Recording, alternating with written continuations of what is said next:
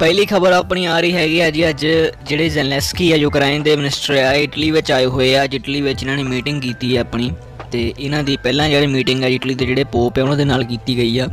ਤੇ ਜਿਹੜੇ ਟਿਪੀਕਲ ਬਿਆਨ ਹੁੰਦੇ ਉਹਨਾਂ ਦੇ ਉਹੀ ਬਿਆਨ ਜਿਹੜੇ ਇੱਥੇ ਆ ਕੇ ਵੀ ਉਹਨਾਂ ਨੇ ਦਿੱਤੇ ਆ।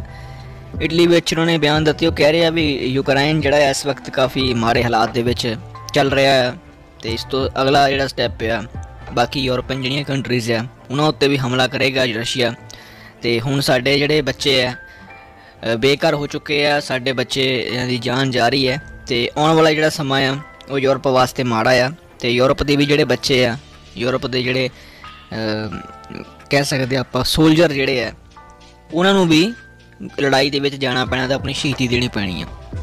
ਤੇ ਨਾਲ ਦੀ ਨਾਲ ਇਹਨਾਂ ਦੀ ਜਾਰਜਾ ਮੈਲੋਨੀ ਉਹਨਾਂ ਦੇ ਨਾਲ ਵੀ ਮੀਟਿੰਗ ਕੀਤੀ ਗਈ ਹੈ। ਆਪਸ ਵਿੱਚ ਕਾਫੀ ਗੱਲਾਂ ਬਾਤਾਂ ਕੀਤੀਆਂ ਗਈਆਂ ਆ ਲੜਾਈ ਨੂੰ ਲੈ ਕੇ, ਤੇ ਲੜਾਈ ਕਿੱਦਾਂ ਖਤਮ ਕੀਤੀ ਜਾਵੇ ਇਸ ਨੂੰ ਲੈ ਕੇ। ਪਰ ਕੁੱਲ ਮਿਲਾ ਕੇ ਆਨਸਰ ਇਹਨਾਂ ਦਾ ਉਹੀ ਹੈ ਵੀ ਇਹ ਰਸ਼ੀਆ ਦੇ ਨਾਲ ਗੱਲ ਨਹੀਂ ਕਰਨਾ ਚਾਹ ਰਹੇ। ਉਹ ਕਹਿੰਦੇ ਵੀ ਮੈਂ ਪੁਤਿਨ ਦੇ ਨਾਲ ਗੱਲ ਨਹੀਂ ਕਰਾਂਗਾ, ਕਿਉਂਕਿ ਉਹ ਬੰਦਿਆਂ ਦੀ ਲਗਾਤਾਰ ਜਾਨ ਲੈ ਰਿਹਾ ਆ, ਜਿਹਦੇ ਕਰਕੇ ਮੈਂ ਉਹਦੇ ਨਾਲ ਕੋਈ ਵੀ ਨੈਗੋਸੀਏਸ਼ਨ ਕਰਨ ਨੂੰ ਤਿਆਰ ਨਹੀਂ ਗਾ। ਇਸ ਤੋਂ ਬਾਅਦ ਚੱਲਦੇ ਹਾਂ ਅਗਲੀ ਖਬਰ ਦੇ ਵੱਲ। ਅਗਲੀ ਖਬਰ ਮਿਲਾਨ ਤੋਂ ਆ ਰਹੀ ਆ। ਮਿਲਾਨ ਦੇ ਵਿੱਚ ਇਸ ਵਕਤ ਜਿਹੜੇ ਘਰਾਂ ਦਾ ਰੇਟ ਹੈ ਕਾਫੀ ਜ਼ਿਆਦਾ ਵੱਧ ਗਿਆ ਪਹਿਲਾਂ ਦੇ ਨਾਲੋਂ। ਜਿਹੜੇ ਇਟਲੀ ਦੇ ਵੱਡੇ ਸ਼ਹਿਰਾਂ ਵਿੱਚ ਰੇਟ ਘਰਾਂ ਦਾ ਕਿਰਾਇਆ ਕਾਫੀ ਜ਼ਿਆਦਾ ਪੈ ਰਿਹਾ ਲੋਕਾਂ ਨੂੰ। 1 ਮੀਟਰ ਦਾ ਜਿਹੜਾ ਰੇਟ ਆ ਪਹਿਲਾਂ ਨਾਲੋਂ ਕਾਫੀ ਜ਼ਿਆਦਾ ਹਾਈ ਹੋ ਚੁੱਕਾ ਆ। ਤੇ ਮਿਲਾਨ ਵੈਸੇ ਵੀ ਯੂਰਪ ਦੀ ਜੇਕਰ ਗੱਲ ਕਰੀਏ ਤਾਂ ਯੂਰਪ ਦੇ ਟੌਪ 10 ਜਿਹੜੇ ਮਹਿੰਗੇ ਸ਼ਹਿਰ ਹੈ ਉਹਨਾਂ ਦੇ ਵਿੱਚੋਂ ਆਉਂਦਾ ਆ। ਜਿਹੜਾ ਕੋਸਟ ਆਫ ਲਿਵਿੰਗ ਹੈ ਮਿਲਾਨ ਦਾ ਉਹ ਕਾਫੀ ਜ਼ਿਆਦਾ ਆ ਨੋਰਮਲ ਨਾਲੋਂ। ਇਸ ਤੋਂ ਇਲਾਵਾ ਹੁਣ ਜਿਹੜੇ ਖਾਸ ਕਰ ਉਹ ਬੱਚੇ ਆ ਯੂਨੀਵਰਸਿਟੀਜ਼ ਜਿਹੜੇ ਪੜ੍ਹਦੇ ਆ ਬੱਚੇ ਹੋਰ ਪਾਸਿਓਂ ਆਉਂਦੇ ਆ ਜਾਂ ਯੂਰਪ ਵਿੱਚ ਰਹਿਣ ਆਉਂਦੇ ਆ ਜਾਂ ਕਿਸੇ ਹੋਰ ਸਟੇਟ ਤੋਂ ਜਾਂ ਲਾਗੇ ਵਾਲੇ ਬੰਦੇ ਜਿਹੜੇ ਆ ਘਰ ਲੱਭਦੇ ਆ ਮਿਲਾਨ ਦੇ ਵਿੱਚ, ਉਹਨਾਂ ਨੂੰ ਘਰ ਦਾ ਰੇਟ ਬਹੁਤ ਜ਼ਿਆਦਾ ਪੈ ਰਿਹਾ ਦੇਣਾ।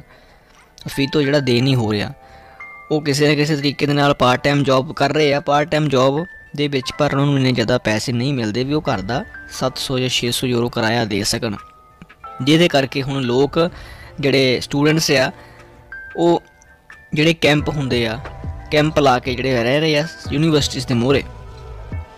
ਅਤੇ ਜਿਸ ਨੂੰ ਦੇਖਦੇ ਹੋਏ ਹੁਣ ਪਹਿਲਾਂ ਇੱਕ ਲੜਕੀ ਦੇ ਵੱਲੋਂ ਇਹ ਕੰਮ ਸ਼ੁਰੂ ਕੀਤਾ ਗਿਆ ਜਿਹੜੀ ਪੋਲੀਟੈਕਨਿਕ ਯੂਨੀਵਰਸਿਟੀ ਆ ਮਿਲਾਨ ਦੀ, ਉਹਦੇ ਬਾਹਰ ਕੈਂਪ ਲਗਾਇਆ ਗਿਆ।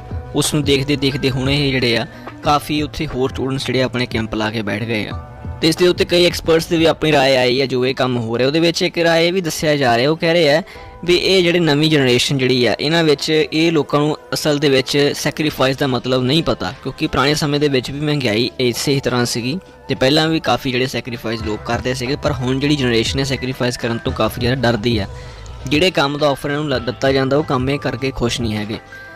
ਨਾਲ ਦੀ ਨਾਲ ਇਹ ਵਧੀਆ ਲਾਈਫ ਸਟਾਈਲ ਜੀਣਾ ਚਾਹੁੰਦੇ ਆ ਇਸ ਲਾਈਫ ਦੇ ਵਿੱਚ, ਨਾਲ ਦੀ ਨਾਲ ਸਟੱਡੀ ਦੇ ਨਾਲ ਇੱਕ ਵਧੀਆ ਲਾਈਫ ਸਟਾਈਲ ਵੀ ਜੀਣਾ ਚਾਹੁੰਦੇ ਆ, ਵਧੀਆ ਖਾਣਾ ਪੀਣਾ ਵੀ ਚਾਹੁੰਦੇ ਆ, ਅਤੇ ਕਿਸੇ ਦੇ ਨਾਲ ਆਪਣਾ ਕਮਰਾ ਜਿਹੜਾ ਆ ਸ਼ੇਅਰ ਵੀ ਨਹੀਂ ਕਰਨਾ ਚਾਹ ਰਹੇ। ਜੇਕਰ ਕਿਸੇ ਨਾਲ ਸ਼ੇਅਰ ਇਹ ਕਰਦੇ ਆ ਕਮਰਾ ਤਾਂ ਇਹਨਾਂ ਦੀ ਆਪਸ ਵਿੱਚ ਬਣਦੀ ਨਹੀਂ, ਜਿਹਨਾਂ ਕਰਕੇ ਲੜਾਈ ਝਗੜਿਆਂ ਦੇ ਕਾਰਨ ਇਕੱਠੇ ਰਹਿ ਨਹੀਂ ਸਕਦੇ।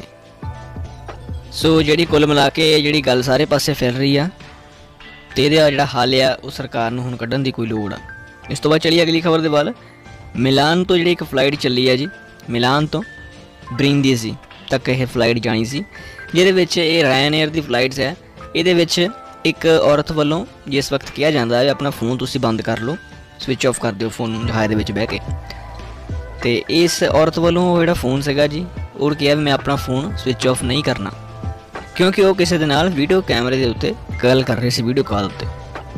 ਅਤੇ ਇਸੇ ਚੱਲਦਿਆਂ ਆਪਸ ਦੇ ਵਿੱਚ ਜਿਹੜੇ ਕਮਾਂਡਰ ਅੰਦਰ ਹੁੰਦੇ ਆ ਜਹਾਜ਼ ਦੇ ਉਹਨਾਂ ਦੇ ਨਾਲ ਲੜਾਈ ਝਗੜਾ ਕਰਨ ਲੱਗ ਗਏ।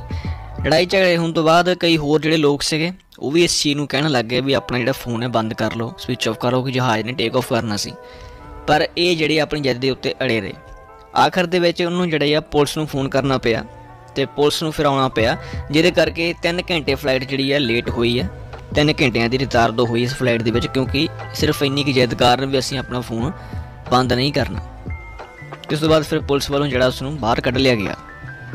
ਇਸ ਤੋਂ ਬਾਅਦ ਚੱਲਦੇ ਹਾਂ ਅਗਲੀ ਖਬਰ ਦੇ ਵੱਲ। ਇੰਸਟਾਗ੍ਰਾਮ ਉੱਤੇ ਜਿਹੜਾ ਮਿਊਜ਼ਿਕ ਆ ਪਿਛਲੇ ਸਮੇਂ ਦੇ ਵਿੱਚ ਇੱਕ ਡੀਲ ਹੋਈ ਸੀ ਮੈਤਾ ਅਤੇ CIA ਦੇ ਨਾਲ। ਇਹ ਜਿਹੜਾ CIA ਜਿਹੜਾ ਆ ਜੀ ਇਟਲੀ ਦੀ ਕੰਪਨੀ ਹੈ, ਨੈਸ਼ਨਲ ਜਿਹੜੀ ਸੁਸਾਇਟੀ ਹੈ ਜਿਹਦੇ ਕੋਲ ਮਿਊਜ਼ਿਕ ਦਾ ਸਾਰਾ ਜਿਹੜੀ ਗਰੰਟੀ ਹੁੰਦੀ ਹੈ, ਸਾਰੀ ਕਾਪੀਰਾਈਟ ਹੁੰਦਾ। ਹੁਣ ਇੱਕ ਨਵੀਂ ਇਹਨਾਂ ਦੀ ਅਕੋਰਡੋ ਹੋਈ ਹੈ, ਨਵਾਂ ਸਮਝੌਤਾ ਹੋਇਆ 6 ਅਕਤੂਬਰ ਤੱਕ। ਤੇ ਜਿਹੜਾ ਮਿਊਜ਼ਿਕ ਹੈ ਦੁਬਾਰਾ ਵਾਪਸ ਆ ਰਿਹਾ ਹੁਣ। ਇਸ ਤੋਂ ਬਾਅਦ ਚੱਲਦੇ ਹਾਂ ਅਗਲੀ ਖਬਰ ਦੇ ਵੱਲ। ਅਗਲੀ ਖਬਰ ਆਪਣੀ ਆ ਰਹੀ ਹੈਗੀ ਜੀ, ਇੱਕ ਬਾਰ ਜਿਹੜੀ ਹੈ ਉਸ ਬਾਰ ਨੂੰ ਅੱਜ ਜੁਰਮਾਨਾ ਕੀਤਾ ਗਿਆ ਕਾफ़ੀ ਤਕੜਾ। ਇਹ ਜੁਰਮਾਨਾ ਜਿਹੜੀ ਏਜੰਸੀ ਹੈ ਨਾਸ ਕਾਰਬਨੇਰੀ ਪੁਲਿਸ ਦੀ, ਇਹਨਾਂ ਵੱਲੋਂ ਕੀਤਾ ਗਿਆ। ਪਿਛਲੇ ਦਿਨਾਂ ਦੇ ਵਿੱਚ ਇੱਕ ਪਿਛਰਿਆਂ ਨੂੰ ਜੁਰਮਾਨਾ ਕੀਤਾ ਗਿਆ ਸੀਗਾ ਕਾफ़ੀ ਤਕੜਾ। ਤੇ ਇਹ ਜਿਹੜੀ ਬਾਰ ਸੀ ਜੀ, ਇਹਦੇ ਵਿੱਚ ਕਾफ़ੀ ज़्यादा ਸਮਾਨ ਸੀਗਾ ਜਿਹੜਾ ਕਿ ख़राब ਹੋਇਆ ਸਮਾਨ ਸੀਗਾ। ਅੰਦਰ ਪੂਰੀ ਸਫਾਈ ਤੇ ਸੇਫਟੀ ਨਹੀਂ ਸੀਗੀ ਜੋ ਗਾਈਡਲਾइनस ਜਾਰੀ ਕੀਤੀਆਂ ਜਾਂਦੀਆਂ ਨਾਸ ਵੱਲੋਂ ਹਰ ਇੱਕ ਕੰਮ ਦੇ ਉੱਤੇ, ਉਸ ਚੀਜ਼ ਦਾ ਫੋਲੋ ਜਿਹੜਾ ਨਹੀਂ ਹੋ ਰਿਹਾ ਸੀਗਾ, ਜਿਹਦੇ ਕਰਕੇ 5000 ਯੂਰੋ ਦਾ ਜੁਰਮਾਨਾ ਇਸ ਬਾਰ ਵਾਲੇ ਨੂੰ ਕੀਤਾ ਗਿਆ। ਕਿਉਂਕਿ ख़राब ਸਮਾਨ ਹੋ ਚੱਲ ਰਿਹਾ ਸੀ, ਨਾਲ ਦੀ ਨਾਲ ਅੰਦਰ ਇਨਸੈਕਟ ਜਿਹੜੇ ਸੀ ਕਾफ़ੀ ज़्यादा ਮਾਤਰਾ ਵਿੱਚ ਪਾਏ ਗਏ ਆ ਤੇ ਸਫਾਈ ਜਿਹੜੀ ਆ ਬਿਲਕੁਲ ਵੀ ਅੰਦਰ ਹੈ ਨਹੀਂ ਸੀ। ਇਸ ਤੋਂ ਬਾਅਦ ਚੱਲਦੇ ਹਾਂ ਜੀ ਅਗਲੀ ਖਬਰ ਦੇ ਵੱਲ। ਅਗਲੀ ਗੁੱਡ ਨਿਊਜ਼ ਇੱਕ ਹੋਰ ਹੈ, ਪੇਪਰਾਂ ਦੀ ਗੁੱਡ ਨਿਊਜ਼। ਜਿੱਦਾਂ ਕਿ ਤੁਹਾਨੂੰ ਆਪਾਂ ਦੱਸਿਆ ਵੀ ਪੇਪਰ ਹੁਣ ਨਿਕਲਣੇ ਸਟਾਰਟ ਹੋ ਚੁੱਕੇ ਆ ਤੇ ਹੁਣ ਇਹਨਾਂ ਦਿਨਾਂ ਵਿੱਚ ਆਪਾਂ ਨੂੰ ਖਬਰਾਂ ਜਿਹੜੀਆਂ ਮੈਸੇਜ ਆਪਣੇ ਵੀਰਾਂ ਦੇ ਆਉਣ ਲੱਗ ਗਏ ਆ। ਕੱਲ੍ਹ ਇੱਕ ਹੋਰ ਵੀਰ ਦਾ ਮੈਸੇਜ ਸਾਨੂੰ ਆਇਆ ਆ, ਉਹ ਵੀਰ ਕਹਿ ਰਹੇ ਆ ਵੀ ਭਾਜੀ ਸਾਡੇ ਵੀ ਜਿਹੜੇ ਆ 3 ਬੰਦਿਆਂ ਦੇ ਪੇਪਰ ਨਿਕਲ ਗਏ ਆ ਤੇ 27 ਮਾਰਚ ਨੂੰ ਜਿਹੜੇ ਪੇਪਰ ਅਪਲਾਈ ਕੀਤੇ ਸੀਗੇ, ਯਾਨੀ ਕਿ ਨੂੰ ਲਾਓਸ ਜਿਹੜਾ ਉਹਨਾਂ ਨੂੰ ਮਿਲ ਗਿਆ ਹੈ, ਤੁਹਾਨੂੰ ਮਿਲ ਜਾਂਦਾ। ਇਹਦਾ ਮਤਲਬ ਵੀ ਤੁਹਾਡਾ ਕੰਮ ਜਿਹੜਾ ਆ ਇਟਲੀ ਵੱਲੋਂ ਓਕੇ ਹੋ ਗਿਆ। ਹੁਣ ਤੁਸੀਂ ਪ੍ਰੋਸੈਸਿੰਗ ਇੰਡੀਆ 'ਚ ਐਮਬੈਸੀ ਲੈ ਕੇ ਜਾਣਾ ਨੂੰ ਲਾਓਸ ਦਾ ਆਪਣਾ, ਤੇ ਆਪਣਾ ਵੀਜ਼ਾ ਲਵਾਉਣਾ ਹੈ ਤੇ ਇਟਲੀ ਵਿੱਚ ਤੁਸੀਂ ਆਪਣਾ ਐਂਟਰੀ ਕਰਨੀ ਹੈ। ਸੋ ਇਸ ਨੂੰ ਥੋੜ੍ਹਾ ਬਹੁਤਾ ਟਾਈਮ ਲੱਗ ਜਾਂਦਾ। ਬਾਕੀ ਇੱਕ ਜਿਹੜੇ ਵੇਟ ਕਰ ਰਹੇ 2020 ਵਿੱਚ ਜਿਹਨਾਂ ਨੇ ਪੇਪਰ ਅਪਲਾਈ ਕੀਤੇ ਹੋਏ ਸੀਗੇ ਸੈਨਾਟੋਰੀਅਮ ਨੂੰ ਲੈ ਕੇ, ਉਹਨਾਂ ਦੇ ਸਾਨੂੰ ਬਹੁਤ ਵਾਰ ਕਮੈਂਟ ਆਏ ਆ, ਭਾਜੀ ਅਸੀਂ ਉਸ ਟਾਈਮ ਦੇ ਪੇਪਰ ਅਪਲਾਈ ਕੀਤੇ ਹੋਏ, ਸਾਨੂੰ ਹੁਣ ਕੋਈ ਚਾਂਸ ਪੇਪਰ ਦੇ ਹੈ ਜਾਂ ਨਹੀਂ। ਉਹਨਾਂ ਵੀਰਾਂ ਬਾਰੇ ਵੀ ਤੁਹਾਨੂੰ ਕੋਈ ਇਨਫੋਰਮੇਸ਼ਨ ਅਸੀਂ ਦੇ ਨਹੀਂ ਸਕਦੇ ਤੇ ਨਾ ਹੀ ਤੁਹਾਨੂੰ ਅਸੀਂ ਕੋਈ ਇਹ ਕਹਿ ਸਕਦੇ ਹਾਂ ਤੁਸੀਂ ਹੁਣ ਆਸ ਰੱਖੋ, ਕਿਉਂਕਿ 3 ਸਾਲ ਲੰਘ ਗਏ ਆ। ਜੇਕਰ ਪੇਪਰ ਨਿਕਲੇ ਹੁੰਦੇ ਤੇ 1 ਜਾਂ 2 ਸਾਲ ਦੇ ਵਿੱਚ ਪੇਪਰ ਆ ਜਾਂਦੇ ਆ। ਸੋ ਹੁਣ ਟਾਈਮ ਕਾਫੀ ਲੰਘ ਗਿਆ ਆ। ਸੋ ਇਹਦੇ ਵਿੱਚ ਹੁਣ ਉਮੀਦ ਜਿਹੜੀ ਆ, ਜਿਹਾ ਸਮਾਂ ਲੰਘੀ ਜਾਂਦਾ ਉਨੀ ਉਮੀਦ ਜਿਹੜੀ ਆ ਪੇਪਰਾਂ ਦੀ ਘਟਦੀ ਰਹਿੰਦੀ ਆ। ਬਾਕੀ ਇਸ ਦੇ ਨਾਲ ਇੱਕ ਹੋਰ ਵੀਰ ਦਾ ਕਮੈਂਟ ਆਇਆ, ਫੈਮਿਲੀ ਵੀਜ਼ੇ ਦਾ ਕਮੈਂਟ ਉਹਨੇ ਕੀਤਾ ਸੀ। ਫੈਮਿਲੀ ਦੇ ਪੇਪਰ ਅਪਲਾਈ ਕੀਤੇ ਸੀਗੇ, ਫੈਮਿਲੀ ਦੇ ਪੇਪਰ ਉਹ ਵੀਰ ਨੂੰ ਮਿਲ ਗਏ ਆ। ਕ੍ਰੇਮੋਨਾ ਸ਼ਹਿਰ ਦੇ ਵਿੱਚ ਪੇਪਰ ਉਹਨਾਂ ਨੇ ਭਰੇ ਹੋਏ ਸੀਗੇ। ਸੋ ਕ੍ਰੇਮੋਨਾ ਵਿੱਚ ਪੇਪਰ ਉਹਦੇ ਨਿਕਲ ਆਏ ਆ, ਨੂਲਾਓਸ ਤੋਂ ਜਿਹੜਾ ਮਿਲ ਗਿਆ। ਜਿਹੜੇ ਫੈਮਿਲੀ ਬਾਰੇ ਵੀ ਵੇਟ ਕਰ ਰਹੇ ਆ, ਫੈਮਲੀਆਂ ਦੇ ਪੇਪਰ ਨਹੀਂ ਮਿਲਦੇ ਪਏ, ਨੂਲਾਓਸ ਤੇ ਨਹੀਂ ਮਿਲਦੇ ਪਏ। ਸੋ ਮਿਲਦੇ ਰਹੇ ਅੱਜ ਪੇਪਰ ਮਿਲ ਰਹੇ ਆ। ਬਾਕੀ ਸਾਡੇ ਕੋਲ ਜਿਹੜਾ ਵੀ ਵੀਰ ਦਾ ਕਮੈਂਟ ਆਉਂਦਾ ਆਪਾਂ ਨਾਲ ਦੀ ਨਾਲ ਜਿਹੜਾ ਆ ਤੁਹਾਨੂੰ ਦੱਸ ਦਈਦਾ ਹੈ। ਇਸ ਤੋਂ ਬਾਅਦ ਚੱਲਦੇ ਹਾਂ ਅਗਲੀ ਖਬਰ ਦੇ ਵੱਲ। ਕੱਲ੍ਹ ਵਾਸਤੇ ਮੌਸਮ ਦੀ ਗੱਲ ਕਰੀਏ, ਕੱਲ੍ਹ ਨੂੰ 14 ਮਈ ਹੈ। ਪਿਛਲੇ ਕਈ ਦਿਨਾਂ ਤੋਂ ਇਟਲੀ ਵਿੱਚ ਮੌਸਮ ਖਰਾਬ ਚੱਲ ਰਿਹਾ ਤੇ ਮੌਸਮ ਹੱਲੇ ਵੀ ਜਿਹੜਾ ਠੀਕ ਹੋਣ ਦਾ ਕੋਈ ਨਾਮ ਨਹੀਂ ਲੈ ਰਿਹਾ। ਲਗਾਤਾਰ ਬਾਰਿਸ਼ ਹੋ ਰਹੀ ਇਟਲੀ ਦੇ ਵਿੱਚ ਤੇ ਕੱਲ੍ਹ ਨੂੰ 14 ਤਰੀਕ ਹੈ। ਕੱਲ੍ਹ ਵਾਸਤੇ ਜਿਹੜਾ ਇਹ ਹਫ਼ਤਾ ਖਤਮ ਹੋਣ ਜਾ ਰਿਹਾ, ਐਤਵਾਰ ਹੈ, ਪਰ ਮੌਸਮ ਜਿਹੜਾ ਆ ਕੱਲ੍ਹ ਨੂੰ ਫਿਰ ਤੋਂ ਖਰਾਬ ਆ ਤੇ ਕੱਲ੍ਹ ਰੈੱਡ ਅਲਰਟ ਵੀ ਜਾਰੀ ਕੀਤਾ ਗਿਆ, ਔਰੰਜ ਅਲਰਟ ਵੀ ਤੇ ਯੈਲੋ ਵੀ। ਜਿਹੜੀ ਏਮੀਲੀਆ ਰੋਮਾਨੀਆ ਸਟੇਟ ਹੈ ਅੱਜ, ਇਹਦੇ ਵਾਸਤੇ ਕੱਲ੍ਹ ਨੂੰ ਰੈੱਡ ਅਲਰਟ ਜਾਰੀ ਆ।